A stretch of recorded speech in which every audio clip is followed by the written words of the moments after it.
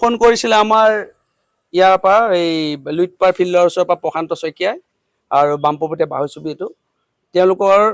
ষ্টেপত এটা ৰাছাল ভাইপা আহি বহি আছিলে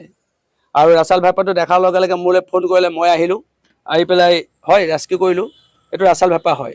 ৰাছাল ভাইপা মানে এছিয়াৰ সকলোতকৈ বিষাক্ত সাপ বিশ্বৰ পৃথিৱীৰ 10টা বিষাক্ত সাপৰ ভিতৰত ৰাছাল ভাইপা এটা পৰে আৰু ডাঙৰ কথা তেজপুৰত প্ৰথমটো ৰাছাল ভাইপাৰ হাতত মৃত্যু হৈছিলে তন্ময় কেওট বিহগুৰি 13 বছৰ এটা বাচ্চাৰ এতিয়া কথা হ'ল এই সাপটোক বহুতে ভুল কৰে এই সাপটো দেখাৰ লগে লগে অজগৰ সাপৰ পোৱালি বুলি ভাবে ইয়াতে দুই এজনে মোক আহি কৈছে অজগৰ সাপৰ পোৱালি বুলি মই তেতিয়া কৈছোঁ এইটো অজগৰ সেই ভুল ধাৰণাটো অঁতাব লাগিব ৰাছাল ভাইপাৰ গাত গোল গোল বল থাকে আৰু অজগৰ সাপৰ গাত জালৰ নিচিনাকৈ থাকে জালখনৰ নিচিনা আৰু সদ্যহতে এই সাপটো দেখিলে আঁতৰি থকাটো ভাল ই যদি কিবা কাৰণে বাইট কৰে মই কোৱা নাই যে মৃত্যু হ'ব মৃত্যু নহয় চিকিৎসা আছে চিকিৎসা সম্পূৰ্ণ ধুনীয়া চিকিৎসা আছে চিন্তা কৰিব নালাগে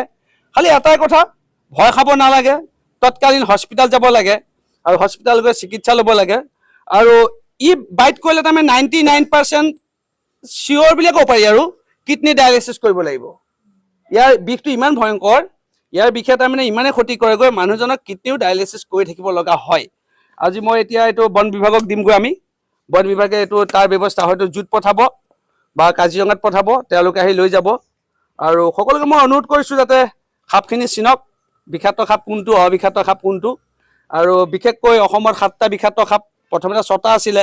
ময়ে প্ৰথম অসমত 7টা বিষাক্ত সাপৰ নাম কৰিলোঁ 6টা বিষাক্ত সাপৰ ভিতৰত এইটো 7 নম্বৰত আহি গ'ল ৰাছাল ভাইপাৰ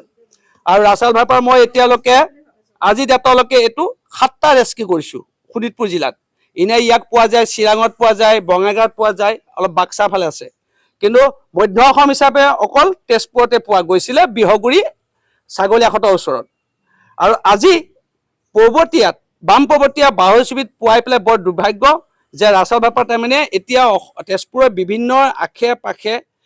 পথাৰে কাৰোবাৰ বাৰী চুকটোত পোৱা যাব